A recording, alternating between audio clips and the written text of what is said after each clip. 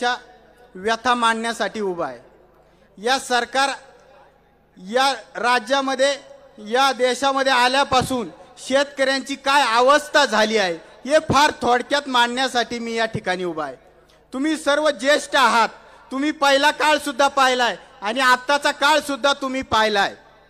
तुम्हाला या आधीच्या काळात कळत असेल का खिशात कुठेतरी पैसा खेळतोय, कुठेतरी पैसा येतोय, पण आजच्या काळामध्ये शेतकऱ्याच्या खिशाला पैसाच लागत नाही। याचं कारण एकमेव आहे, या देशामध्ये 2014 नंतर भारतीय जनता पार्टीचं सरकार आलं आणि शेतकऱ्यांना फक्त आत्महत्या आणि आत्महत्याच करण्याची वेळ यांनी आणली।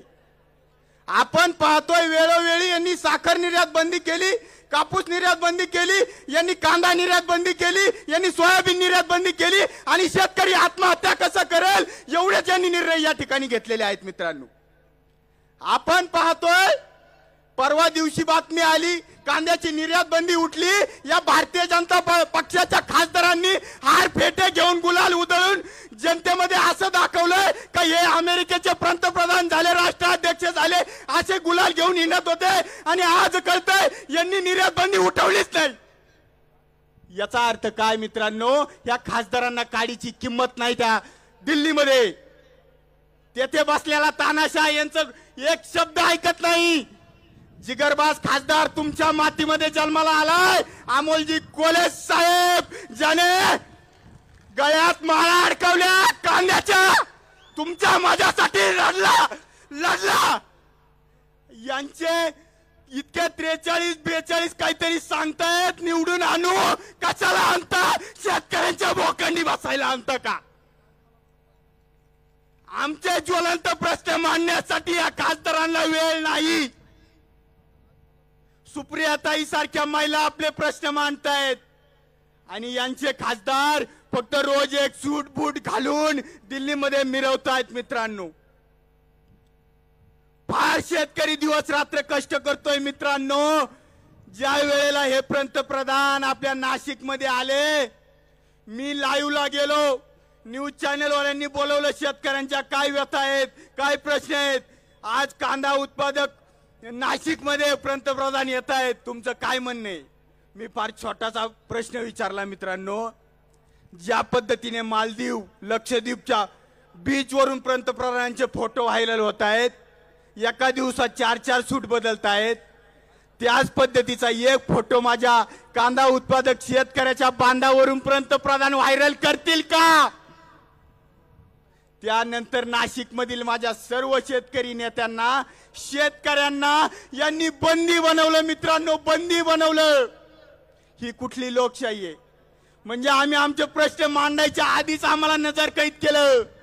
हे फक्त कधी होत होतं मित्रांनो? मुघलांच्या काळामध्ये आपल्या छत्रपतींना नजर कैदेत ठेवलं, बंदी बनवलं। इंग्रजांच्या काळामध्ये आपल्या देशभक्तांना बंदी बनवलं, नजर कैदेत ठेवलं। मग हे इंग्रजशाही निजामशाही, आदिलशाही नाही तर दुसरं काय आहे? मित्रांनो,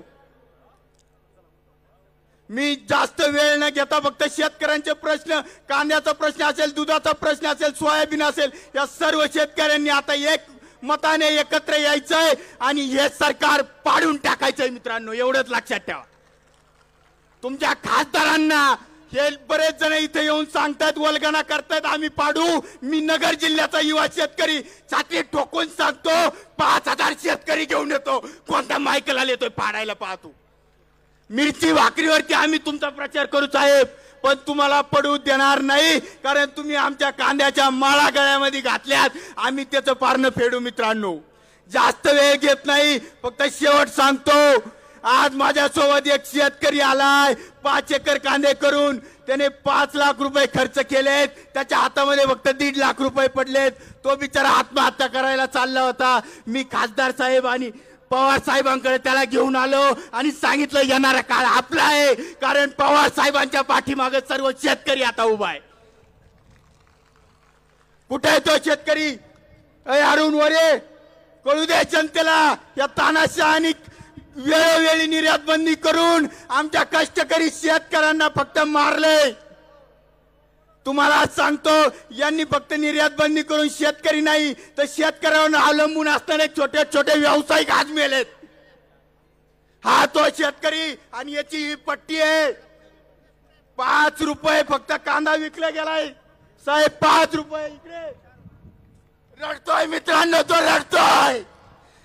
त्याच्या डोळ्यातील अश्रूंची शपथ घेऊन सांगतो, येणाऱ्या काळात हे सरकार पाडल्याशिवाय आम्ही राहणार नाही. रडतोय तो. काय करणार? 5 लाख रुपये त्याच्यावर कर्ज झालंय. छोटे छोटे मुलं त्याचे आज कोणाकडे पाहतील मित्रांनो? त्याला वाटत नाही का त्याचे मुलं शिकावा? इतकी वाईट परिस्थिती कधी नव्हती मित्रांनो. आमचं दूध 20 रुपये लिटर विकतंय, पाण्याची बॉटल 25 रुपये विकते मित्रांनो. याच कुठेतरी सरकारने भान ठेवलं पाहिजे मित्र. धन्यवाद.